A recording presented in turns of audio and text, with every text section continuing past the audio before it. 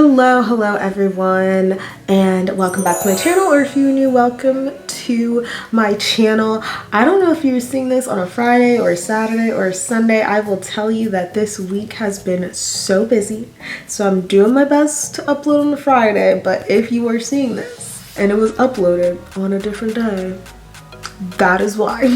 But that's not why you came here. You came here because today I'm gonna go over different acronyms that are commonly used, especially when school psychologists are talking. I am personally going to go over acronyms that I use a lot and that I hear a lot, so that may be different depending on the state you're in and depending on the school that you're in. But these are some of the acronyms that I use pretty much every day when working.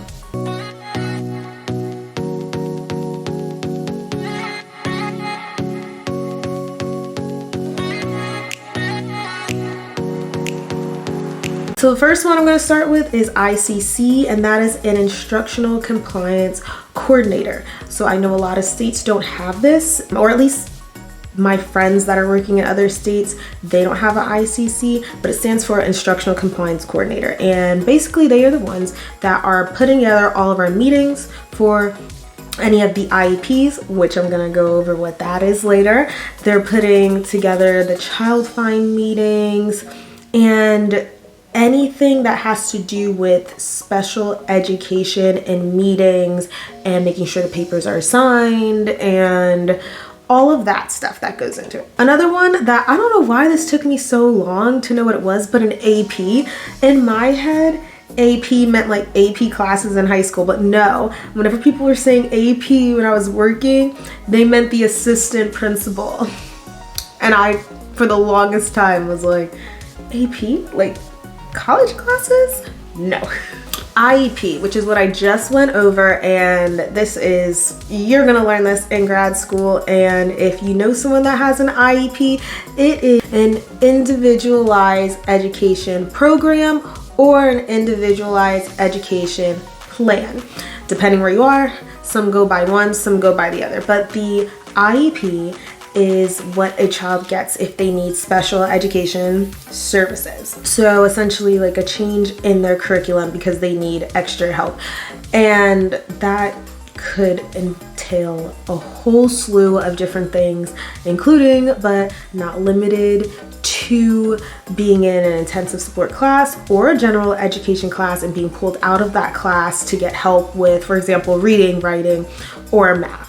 That would be something that would go into an IEP. A 504.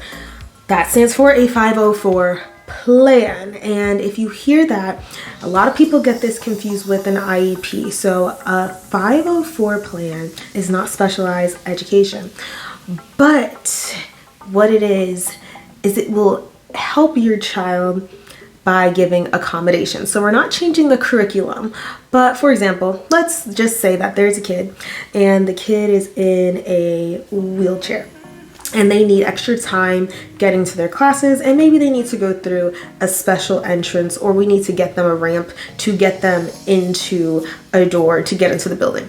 A 504 plan would be able to cover something like that because that'd be an accommodation, but it wouldn't be special education. We wouldn't be changing their curriculum in any way. All right, if you hear the term SPED, sometimes special education is referred to as SPED. Speaking of SPED, there is a whole list of categories that as school psychologists we use when giving students special education, and we use a lot of acronyms for them. So some of those include ID, that's intellectual disability, OHI, other health impairment, that's what that stands for, SLD, that's a specific learning disability.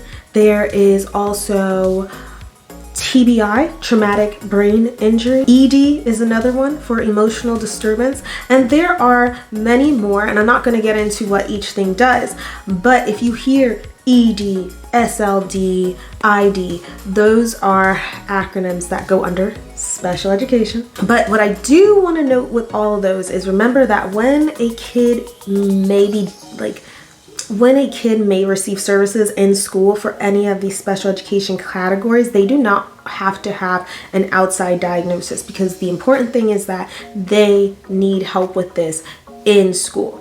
And the opposite is true as well. They might have an outside diagnosis, let's say of ADHD, which is an attention deficit hyperactive disorder, but they may have ADHD and they may be diagnosed with that outside of school, but they don't necessarily need to receive services, because let's say they're on medication and now when they come to school, they are able to function just fine in the regular classroom. Then there's no need to give them extra support in the classroom because they're doing fine in their education. So we focus on education based. If you ever hear the term BIP or BIP, that's a behavioral intervention plan. ELL is an English language learner. And the last thing I'm gonna go over are some popular assessments that I use. So the Wechsler assessments, sometimes you might hear the WISC or the Wyatt